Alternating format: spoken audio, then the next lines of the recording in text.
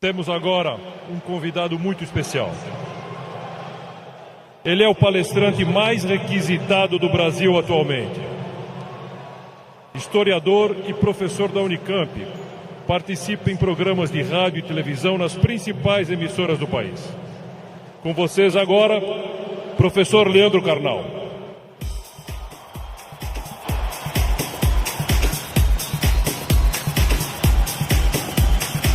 Boa tarde. Muito boa tarde. Um imenso prazer estar aqui no Rio de Janeiro. Bem, obrigado. Obrigado. Obrigado. Muito obrigado. Ainda bem que eu não sou tímido. É um imenso prazer estar aqui no Rio de Janeiro, cidade que eu amo tanto. E é um imenso prazer falar sobre o tema que nós vamos falar agora. O tema que nós vamos falar agora, se eu for feliz, e vocês receptivos, como parece que são bastante, se eu for feliz e vocês receptivos, corre o risco, temos a chance de que seja um tema que transforme a vida de vocês. Por quê? Porque eu vou falar naturalmente de autores que eu estudo há 30 anos, eu vou falar das coisas que eu me dedico na universidade, eu vou falar de muitas coisas que vocês encontram nos livros. Mas, minhas senhoras, meus senhores, eu também vou falar das coisas que eu aprendi nesses 54 anos de vida, nesses 35 anos de magistério, e que eu tento transmitir através de livros, vídeos, programas e outras participações. Então, em primeiro lugar, vamos pensar numa pergunta que parece uma pergunta estranha, mas é de longe a pergunta mais importante. Por quê? Porque, obviamente, se num domingo à tarde eu tenho diante de mim esse imenso auditório, se num domingo à tarde eu tenho tanta gente que está aqui, é porque vocês estão dando uma resposta a essa pergunta. Vocês querem ser felizes. Vocês estão respondendo a uma questão importante sobre a realização da vida. Quanto mais consciente for essa resposta, quanto mais você tiver consciência do que você quer e do que você é, mais chance você vai conseguir de ser feliz. A pergunta que eu vou fazer, eu sei a resposta, porque eu estava ali atrás ouvindo essa maravilhosa rave aqui. A pergunta eu sei a resposta, porque nós estamos num clima de alegria, de entusiasmo. Entusiasmo é uma palavra linda, vem do grego cheio de Deus, entheos. Cheio de Deus, entusiasmo. Mas eu vou começar fazendo uma pergunta que eu sei a resposta. É típico de professor isso. Se eu pergunto aqui nesse ambiente entusiasmado, com 27 mil pessoas cheias de energia, se vocês são felizes, eu sei a resposta. Pergunta, nesse momento, quem nessa distinta plateia se considera uma pessoa feliz? Acaba de falir o laboratório do Prozac. Não haverá mais depressão no planeta Terra. Bem, é óbvio que a felicidade de vocês é notável. Se eu fosse cego e surdo, eu sentiria a vibração do auditório. Porém, agora começa a função chata do filósofo. Amanhã, quando vocês estiverem afônicos, semissurdos, amanhã, quando vier mais uma segunda-feira e mais uma, amanhã, quando vocês lerem os jornais, que são a coisa mais broxante que existe hoje no planeta, ler manchetes de jornais, amanhã vocês estarão talvez não tão entusiasmados quanto hoje. E daqui a 15 dias, talvez um pouco menos.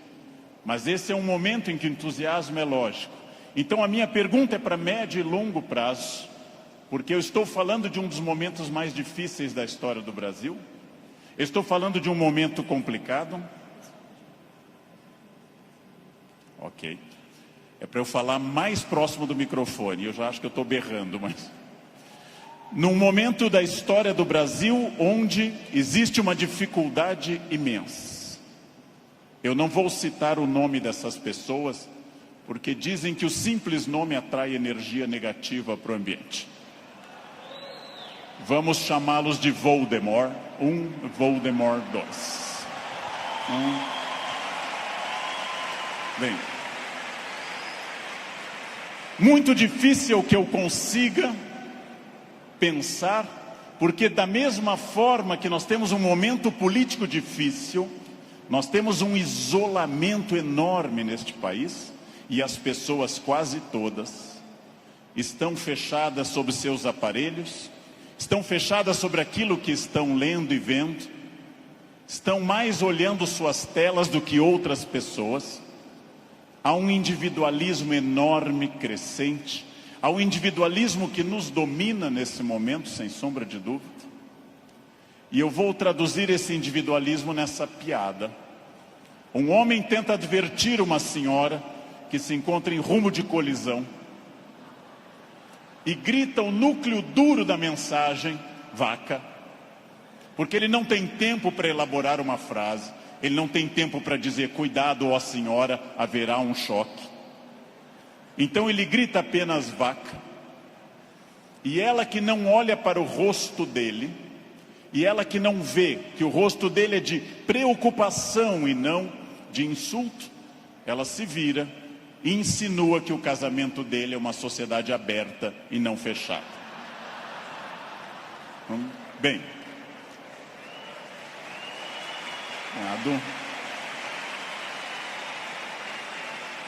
primeiro problema e primeiro conselho que eu dou a vocês, para que vocês reflitam, aceitem ou rejeitem como desejarem. Primeiro conselho importante: olhem para o rosto das pessoas. Olhem para o rosto dos clientes. Olhem para o rosto de quem está comprando, porque o rosto humano é um livro poderoso que traduz tudo. O rosto humano lhe diz, eu estou adorando, eu estou detestando, eu estou entediado, eu estou entusiasmado. Comecem a olhar para o rosto, comecem a mandar menos emojis e emoticons pelo celular e comecem mais a olhar para o rosto humano que traduz tudo o que você precisa saber. Chego a sugerir ousadamente que vocês olhem para o rosto das pessoas da própria família, que conversem com maridos e mulheres. Olha a minha ousadia. Que olhem para essas pessoas. Que vocês passem a avaliar valores, emoções, sentimentos. Que vocês passem a pensar claramente em cada indivíduo único. Essa é uma das grandes chaves do sucesso. Eu tinha um erro, eu tinha um defeito como profissional. Há alguns anos eu entrava num grande evento como esse pensando o seguinte: acabei de chegar de Foz do Iguaçu, dei palestra lá, amanhã eu tenho que estar cedo em São Paulo, depois eu vou para a Bahia, depois eu tenho que voltar correndo da Bahia porque eu tenho aula na terça-feira de manhã cedo em Campinas. E eu vivia no compromisso seguinte, eu vivia no momento seguinte. Isso é um defeito. Vivam no momento que vocês estão. Ao entrarem para conversar com alguém, ao tentar uma venda, ao ler um livro, ao namorar, ao conversar com seu filho, ao fazer qualquer coisa importante na sua vida, entre inteiramente naquilo. Não fique pensando o que vem depois. Faça daquela experiência única e que a pessoa que está com você não entenda e não sinta, em hipótese alguma, que ela é um obstáculo ao seu horário, que ela é um obstáculo à sua realização. Entreguem-se a isso. Quais são os meus valores? De novo, parece uma pergunta estranha, mas é uma das perguntas mais importantes que nós temos. Qual é o seu valor? Qual é o seu valor principal? Qual o seu valor auxiliar? Que faz você se emocionar? O que move seu coração, o que impulsiona seu despertar? Quais as ideias que você tem mais fortes pela manhã? Em que você dorme pensando em quem? Estes são seus valores. Decidiu que seus valores são família, dinheiro, um equilíbrio entre os dois? Decidiu que seus valores são viagens, família, dinheiro, um equilíbrio entre os três? Perfeito. Definido o valor, procure este valor obsessivamente, sem cessar em nenhum momento. Há mais de 40 anos, quando eu estava estudando línguas inclusive, eu ouvi várias pessoas dizendo sempre que era muito esforço. Quando eu fiz a faculdade, evitei excesso de festas, evitei maconha, o que num curso de humanas na USP é um isolamento muito grande. Não pegava ninguém. Evitei coisas, foquei no que eu queria. Eu estou aqui para estudar. Eu estou aqui para estudar muito. Depois continuei estudando e fiz mestrado e doutorado, fui morar fora. Aprendi línguas e sempre mirando no meu valor. Meu valor é ser um profissional de excelência.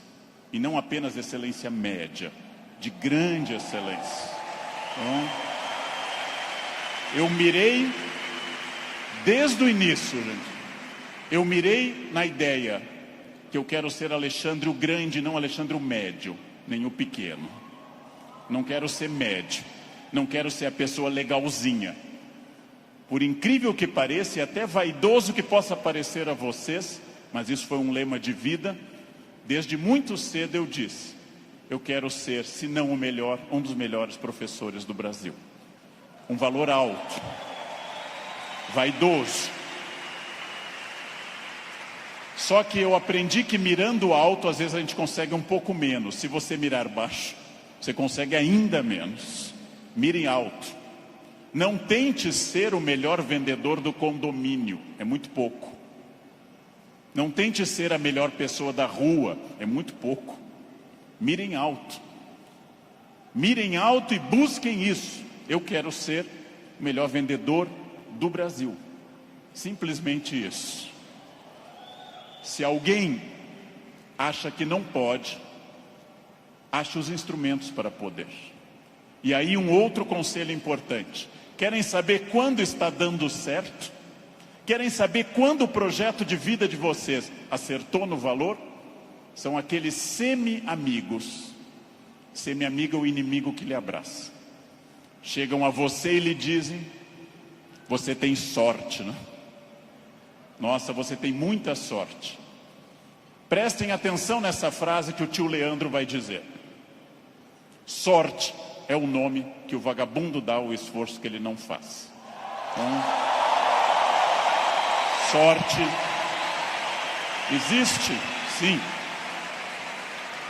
Eu não controlo tudo. Eu não sou Deus, eu não controlo tudo. Por vezes eu estou em Congonhas, o avião tenta aterrissar e arremete.